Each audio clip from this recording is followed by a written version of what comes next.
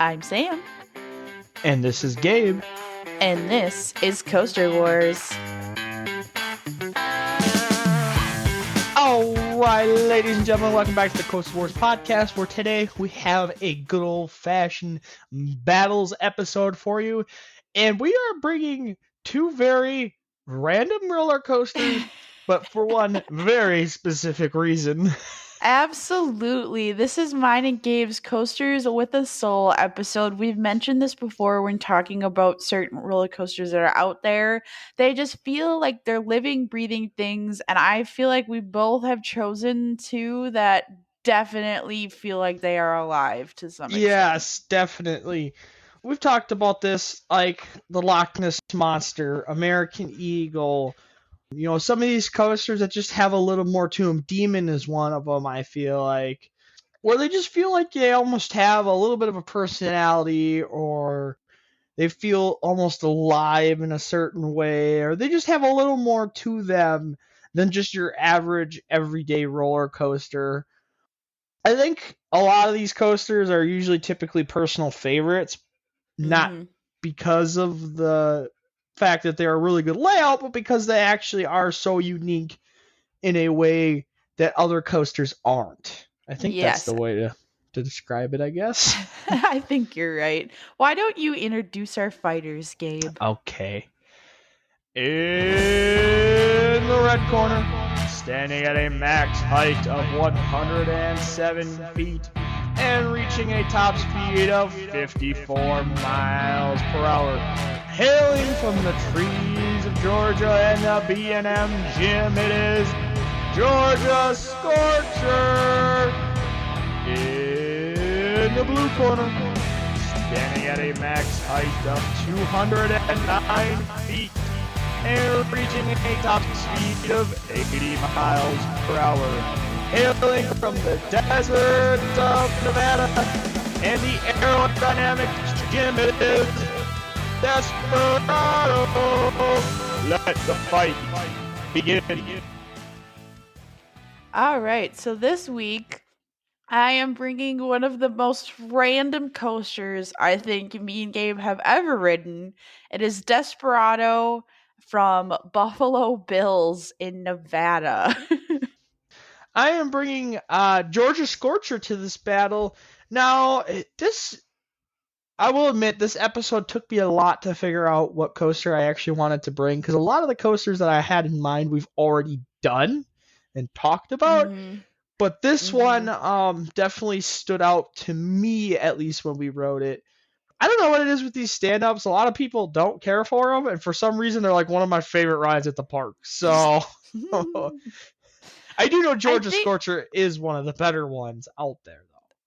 I was just about to say, I think part of it is that Georgia Scorcher is one of the better ones that you've ridden out there. And then for me personally, why don't we just get into Georgia Scorcher first? But for me personally, what are the ones that we've all ridden? Because I've ridden Iron Wolf, which is obviously the worst. Georgia Scorcher and Green Lantern would be the only other two, I think, that I've been on. And we even talked about, I believe those are the only ones I've been on too. We talked about how we rode Green Lantern as one of the first rides that day because of how bad the reputation it has. And then we got off it and we're like, that wasn't even that bad. In fact, we're kind of thinking that was a good ride. So yeah, I was always a fan of Green Lantern. I mean, it never blew me out of the water the same way this coaster did. No. But I just never thought it was a bad roller coaster. Like I said, though, me and you don't ever really experience bad roller coasters unless they're an SNS free spin. So, like, even the coasters that we like to talk crap about are still not bad roller coasters by any means. I don't know. Maybe we're really positive enthusiasts. We love everything, but apparently, yeah, that's a very good point. But why don't you get into Georgia Scorcher and what this ride actually is? Yeah, so Georgia Scorcher was constructed in 1999, located at Six Flags over Georgia. It is a Sorry, I'm having a brain fart here. It is a stand-up B&M looper, And this coaster is really interesting because it's situated kind of at the very front of the park. It's the first coaster you see besides obviously Goliath, the B&M Hyper. Yep. But it's kind of like wedged into the side of a hill almost. Like Yeah. the one side is the street and the parking lot, and then the other side is kind of like a, I want to say rock wall, but like a hill wall, a Yep. hillside. And it's just kind of in a very unique location. And when you first visually come across the coaster, it does not look very intimidating. It looks very unassuming. At least to me, it did. Oh yeah. Um, It's very compact in there by the nature of its layout and stuff too. So it's kind of, I don't want to call it a spaghetti ball, but it's kind of in that nature where it's very compact and kind of small. And then same thing, it's kind of on the other side of this hillside. So you're kind of like, what is this little coaster over here? And then you ride it and you're like, oh hot damn. Yeah. One of the first things I noticed immediately though was the size of the lift hill versus the rest of the roller coaster. And I think that is something we have to mention right away. This coaster has a top speed of 54 Oh miles yeah. per hour and it carries that speed through the entire layout. It's a very Oh. contrasting size difference between how tall the lift is at 107 feet and how tall the rest of the inversions are. Like the loop is probably the tallest inversion, and that's only 81 feet. So that's only about 80% of the first drop. And then from there, the elements get smaller and more compact. And I think Mhm. that's one of the unique things about this coaster. A lot of the coasters we talk about, like Goliath or American Eagle or like the B&M Hypers out there, they're just so intimidating, and you know right away they're going to be a thrilling ride experience just by the overall size and just the way they look, right? Where Georgia Yep. Scorcher is kind of like not like that. Like you kind of like, oh, No. it's just a little 100-foot tall roller coaster. Like how intense and how enjoyable can this ride experience actually be? And then you get off of it and you're like, whoa, holy cow, what just happened to me? It's Mhm. just, for me, this is, I think I said the second best roller coaster at Six Flags Over Georgia, and I gotta go think. Maybe the third Well, best. I think we that's true. We didn't didn't we have ride to Goliath. yeah. So yeah, we have Twisted Cyclone, which I thought was the best. Yep. Then Riddler. And then, yeah, of the ones we rode, I would say Georgia Scorcher. Because I thought Georgia Scorcher was better than Batman, personally. Yes. Yes, it was. I thought it was better than the original Superman. I thought it Yep. was better than Daredevil Dive. Yep. Obviously, it was better than the Mine Train. Yep. So yeah, I thought it was the second best ride in the park. Honestly, I really believe that. It's a very, very, very well done roller coaster from B&M. It's another one of those like they don't build them like they used to kind of B&M roller Mhm. coasters. That's for Oh, sure. yes. Very much so. I think something also has to be said about mine and Gabe's experience on this ride, and I feel like I've been saying this a lot lately, but when we got to the park, there were a few rides that we didn't look like they were open, and we were very disappointed. And Gabe's like, I don't like, we were mad about it. We were genuinely mad about it. And on top of that, we were not totally sure that Georgia Scorcher was still a stand-up roller coaster. Gabe thought it might have been converted. And so when we got over there and realized that it was still a stand-up, well, first of all, we were like, "Oh my god, it's open. We have to go over and ride it." And then second of all, we're like, "Oh my gosh, it's still a stand-up roller coaster." So it was really exciting to get in line and ride this coaster. And then also at the same time, it was at being at the front of the park, you expected a longer line. It really didn't have that much of a line either. And then we were during their holiday events, that might have something to do with it. But we were able to re-ride this ride quite a few times, and No, it and is go and that's ahead. what I'm kind of saying about this roller coaster. Yes, it's at the very front of the park, but it's somehow the most isolated roller coaster in the park. Yes, Like very it's much just in so. such a weird spot because like if you go back by Riddler, you have Batman, you have a couple other flat rides back there. You had the old kid flash coasters that are now getting torn Mhm. out back there. So there's a lot of stuff to do in that section of the park. Then you go to the other side and you have like Superman and then Great American Scream Machine, Blue Hawk, and the Battle for Mhm. Metropolis ride. And that section of the park has a lot of roller coasters.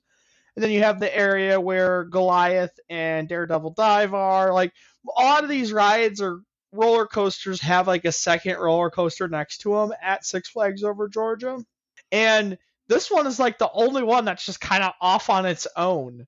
So I think that's Yeah. kind of had something to do with the line. That and being a stand up, they're never the most popular rides at the amusement park just because of the Mhm.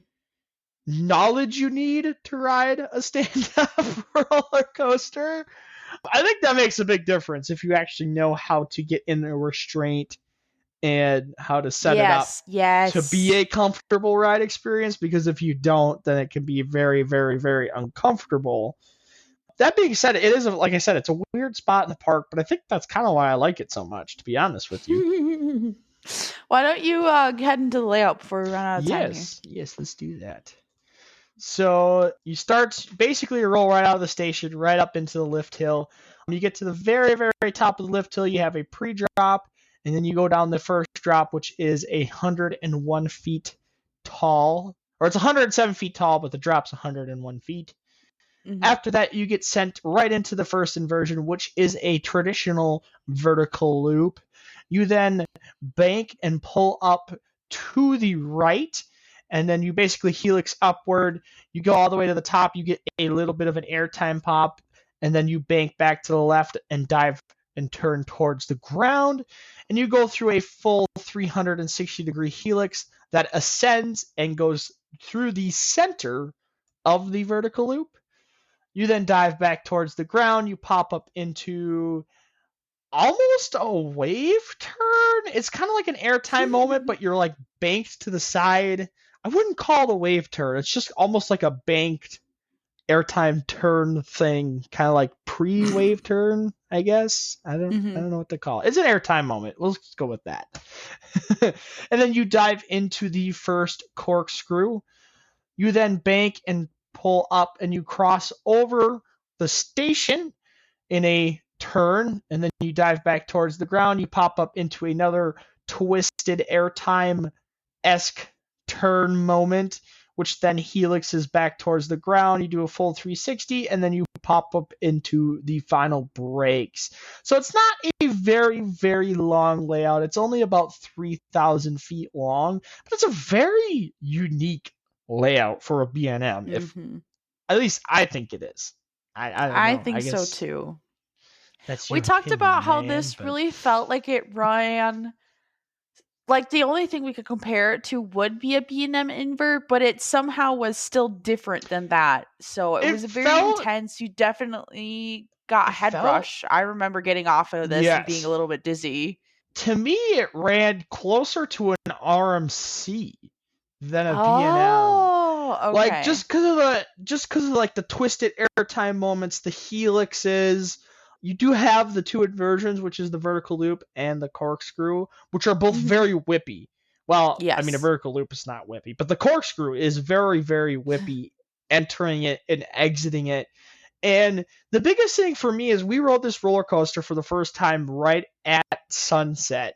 So we had a really, Mhm. really beautiful setting. The sun was setting, the bright red track. Like, this coaster's been repainted in the last couple of years, I believe, because it used to be Mhm. yellow.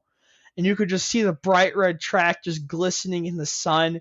And when I talk about a roller coaster coming alive, that was our first ride experience on Georgia Scorcher. It just kind of like glistened in the sun and just it was almost glowing. Like, the roller coaster was almost glowing in my head, and now I'm probably going off the rails and I sound like a crazy person No, again. I totally get it because that was our sunset ride on Yes. Goliath. It made it Oh, look like the track was glowing. yes.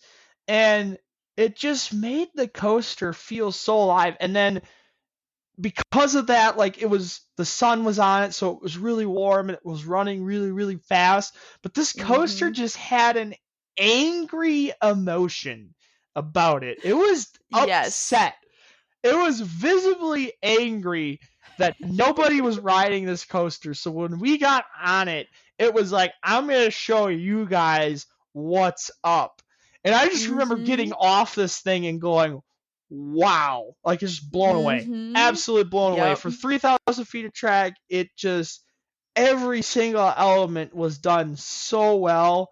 I'm gonna tell you what, this coaster is slowly creeping into my top 15 just talking about it. To be honest with you, like it was just a really really good ride experience. I know you can talk about your experience a little bit as well, but I really enjoyed this coaster, and then we rode it again immediately. Oh It yeah. was that good. We did a double take, and what was cool about that ride was at that point the sun had set. And so we basically got a sunset ride and then a night ride basically back to back, and even that itself was a whole different experience to that first ride we got on it because it was in the dark and you Yeah. literally can't see where you're going. And me and Gabe are so used to not getting night rides on roller coasters. It just made it an even more out of control experience. And it just made for a really good ride. And I wanted to talk about how you said it felt angry. It really kind of just fit the whole theme of this ride too. Because like Oh, Gabe I said, know. it was painted red. It's called the Georgia Scorcher. Like it just the entire thing feels like an angry experience and we're here for it. Oh, for sure. The other thing I just want to mention real quick before we switch gears is just a very well balanced roller coaster. You have Yes. laterals, you have the inversions, you have G forces, you have airtime. See those two airtime twisted kind of like lateral airtime almost reminds me of Fury a little bit, like Oh, just on a yeah. smaller scale, where it kind of Mhm. like pops up and twists at the same time. You get a little bit of laterals and you get some really good airtime. I don't know. I felt like this is a really underrated roller coaster, and like I said, it felt alive. It felt like it had a soul when we rode it, and I Yes. think that fits the theme of this episode very well. I think you're right. So, switching gears here, we're going to get into my roller coaster and Yeah, well, yeah, you might have me beat in the character department, that's for sure. yeah, this thing is quite the story. So, this is Desperado. It is an aerodynamics roller coaster. But what we have to put here is this ride is not at a theme park, it is instead at a casino in what is technically Prim, Nevada, but it's basically the outskirts of Las Vegas. We took a California trip, quite a number. Calling it out the outskirts of Las Vegas is a stretch. It's in the middle of the frickin' desert, man. Yeah. Like, there's nothing else out there, just this casino. That's a very good point. You can't see Vegas at all No, at this no. place. Basically, our family took a big California trip where we drove from Wisconsin all the way out to California. So on our way out there, we decided to stop at Vegas and we ended up spending the night there and we got I don't even do you remember why we picked this place? I don't even think I remember why. So the goal was to make it to LA by morning. And as we were rocketing across the desert, we realized very quickly that we were all very, very tired and worn out and preferred a bed versus sleeping in the back of a car for like the third night in a row. So Yeah. that's eventually, I think, our parents and our cousins' parents decided to pull over, get an actual room. That's because we started out in Colorado that day, and we were like, we wanted to see the Grand Canyon in Arizona, so we did Mhm. that. We wanted to see the Four Corners, so we did that. And then Mhm. we were like, we're racing to Vegas to get to see the last like light show on Fremont Street. And by then it Yep. was already like 2 in the morning. Yes, So it then we're like, well, was. let's just push through all the way to LA. And then we just, like I said, we all realized, like, no, we're not going to do that. So this was the one place where we could get a hotel room on our way through to LA. Okay, that makes sense. So, uh, basically, the story of this roller coaster is the Buffalo Bills was built by a guy named Gary Prim, and he wanted a very visible attraction to bring in guests from the road. So he contacted Aerodynamics to build this roller coaster. And I'm just realizing I don't even think I wrote down the year. Just hold on a second. Uh, I'm usually better about research like this, guys. So No, I realize why I don't have the year. So it was built in 1994. So this is a 1994 aerodynamics roller coaster that is a top height of 209 feet, a drop of 220 feet. Guys, this thing reaches a max speed of 80 miles per hour. That is an 80. It pulls 4 Gs. And then on top of that, it is nearly 6,000 feet of track. It's 5,843 feet of track. This thing is absolutely insane. I am so sad that so I'm glad that I got a chance to ride it. I am so sad that I did not me and Gabe had fun when we rode this, but I wish Yes. we had the amount of knowledge that we had now to truly appreciate the crazy insane machine that this thing is. And then on top of that, unfortunately, it has been standing but not operating since 2019. And from all that I can see, it's not really any rumors of it opening. There was a blip in 2023 that it might reopen. And then, as I saw on Coasterpedia, they have taken it off their website and they have put arcade games in front of the entrance to the station. So, Yeah. unfortunately, I don't It's know that it's ever going to reopen. it's one of those things where unfortunately these coasters are at these very very random locations don't always have the financial backing to keep them No. operating. Yeah. Especially these older arrows, as they get older, the maintenance costs just go up, and then if they have to order any Mhm. parts, it still goes, the price just goes up and up and up. The one interesting thing about Arrow though is that they actually got bought out by SNS, and Oh. SNS actually still manufactures parts. So like if they needed something for this roller coaster, they probably could buy it from SNS, Okay. but it's still going to cost them basically, the same price as getting new trains for anything. So Yep. like if that's the case, if they need new trains, or if it needs support work, or if it needs, a new lift hill motor, or whatever issue is preventing it from operating. The other issue too is probably just having the staffing to actually Yeah. operate it as well. It's Mhm. probably another issue in this day and age, especially being out in the middle of the desert, in the middle of nowhere. Um, Mhm.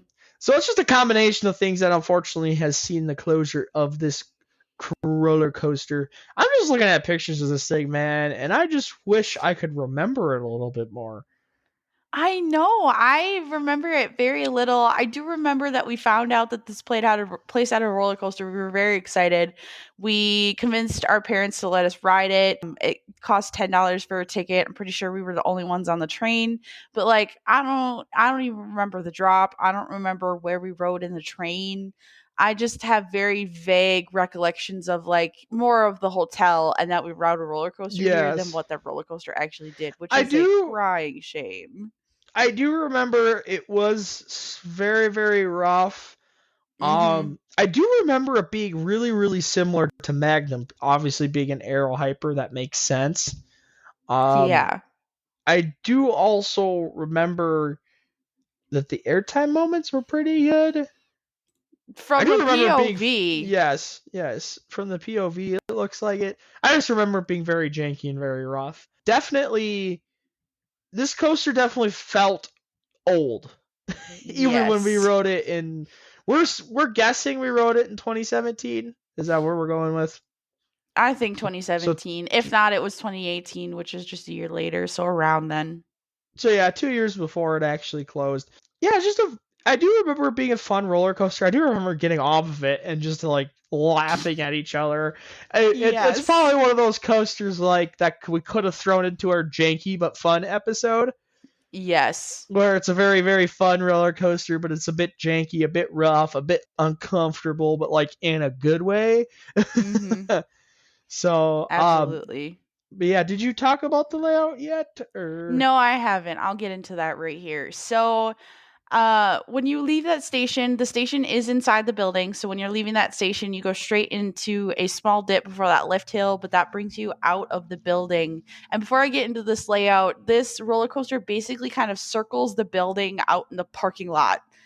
So you have a very slow climb because of course it is a arrow, 200-foot tall arrow. So it brings you to that top height of 208 9 feet to drop you down 225 feet because it drops you down into a tunnel. Before coming up into, after that tunnel, you come up into a left turn that brings you very high again.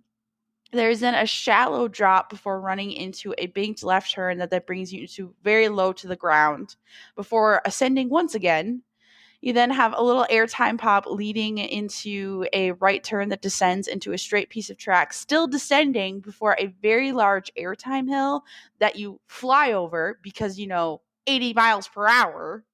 And you then head straight down and straight back up before a slight right into the top of a hill that's offering some good ejector before another shallow drop back down into a banked right curve that leads into the mid-course brake run. You then very slowly drop into a banked right curve that flips into a banked left turn that heads to the ground, slowly building speed before popping up over a small airtime hill and then heading into a banked left curve, a banked right turn that heads back into a building. This is like an additional rock facade thing that also houses the log flume, because of course there's log flume here too. So you head into this building while you keep turning right. You then come back out of that building. And this is a very drawn out curve because you both descend and ascend, almost kind of like a helix, before going over a beautiful triangle airtime hill. This is very clear to see in the POV. And you then have a final little airtime pop before the final brakes, and then a very small and slow right turn that brings you back into the building and the station. So Yes. I feel like I say this all the time. When you say a layout like this out loud, you like anything that has inversions, you can talk about the inversions. And this is Oh obviously yeah. a lot of turns and straight track and airtime hills. But like Gabe was saying, This you have is to a realize how coaster. janky this. Go ahead.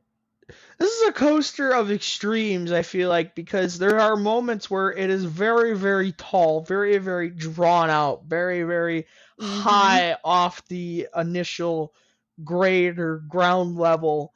And then there's a lot of moments as well where all of a sudden it gets very, very close to the ground. It picks up a lot of speed, and all of a sudden the pacing goes up and down. From what it's funny because as I'm looking at more and more pictures, I'm starting to remember the coaster more and more.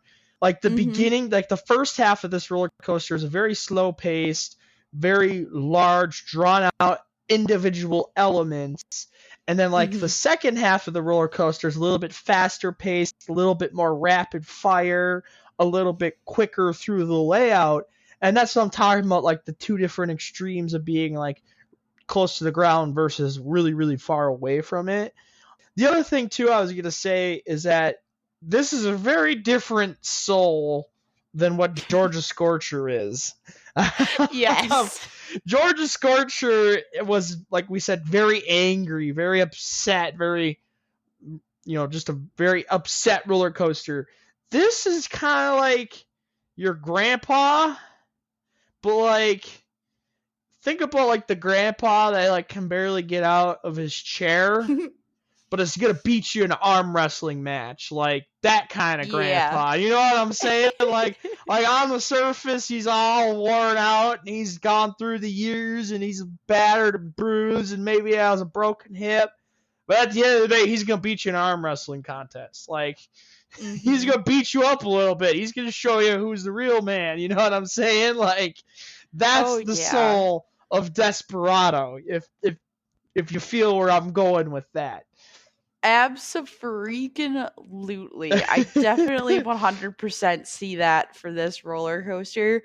I was going to say, talking about both of these roller coasters, I didn't realize how much even just like the location said roller coaster is placed in really kind of adds to the soul of the roller coaster.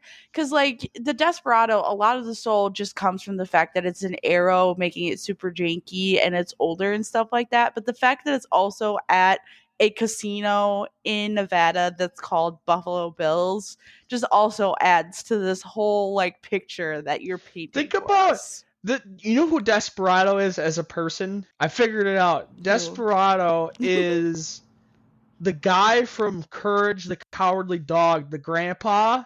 That is Yes. Desperado. That is what Desperado is. Is that grandpa in Courage the Cowardly Dog. Perfect description right there. That's Yes. amazing. Yes. And if anyone who's listening to us has never watched Courage the Cowardly Dog, what are you doing with your life? Go watch it right now. So, Yes. with that brings us to the end of our episode here, and I will have you go first, Gabe. Who do you think won this Oh, battle? this actually became a tough one, man. I don't. Mm-hmm. I think at the end of the day, Georgia Scorcher being a stand up, being such a surprise. Like Desperado, if you know what arrow hypers are, you know what you're getting with it. But we're like, Mm-hmm. Georgia Scorcher was a very big surprise. It did not run like a traditional B&M does. And I think at the end of the day, I'm going to have to pick the coaster I brought to the battle. And I'm going to go with Georgia Scorcher on this one.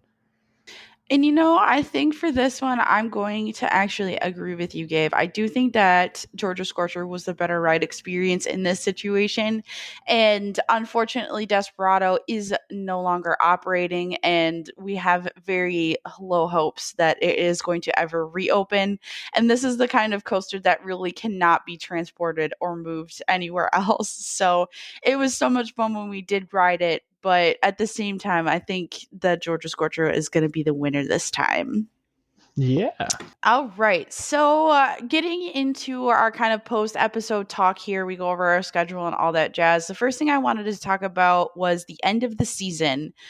So I actually mapped out our days, and I believe our final episode, our Coasters 101 on the namesake of our podcast, The Coaster Wars, it is definitely going to be our season finale, and it will be coming out June 20th. So that will be the end of the season for this year. We will be coming back, of course, sometime next year. We have not set out a date, but I'm hoping by that Coasters 101 episode, we maybe have a date for you, or we can at least give you a general idea. So, the next thing I want to go over is we did start a TikTok. Now it does Yes. only have one it only has one video right now. I think it's going to be a tool that we will use in the off season when we're going and riding roller coasters. I can post videos of the coasters themselves. You'll I can see you'll post see a lot videos. more you'll see a lot more content on our socials this summer when we're actually doing Yes. roller coaster activities. Exactly. But the name of that is Coaster Wars PC for podcast. So if you want to go over and check it out, we do technically have one video there, and then you can keep up with our off-season activities. But that sort of brings us to the end of this episode. I should tease that next week we are going to be doing episode 8, which is tunnels, which I'm so excited for this episode. Two very also unique roller coasters. Once again, we have managed to find two roller coasters that will never ever be talked about in the same sentence, and we'll be comparing them in that episode. I feel like this is kind of becoming the theme of our season 2. It's just weird roller coasters that we really want to talk about because they're a lot of fun, but we're kind of just trying to spearhead them in random ways, which makes for some weird combinations. Oh, for So, sure. but thank you everybody listening, and join us next week for our Tunnels episode. And I hope you all have a great day.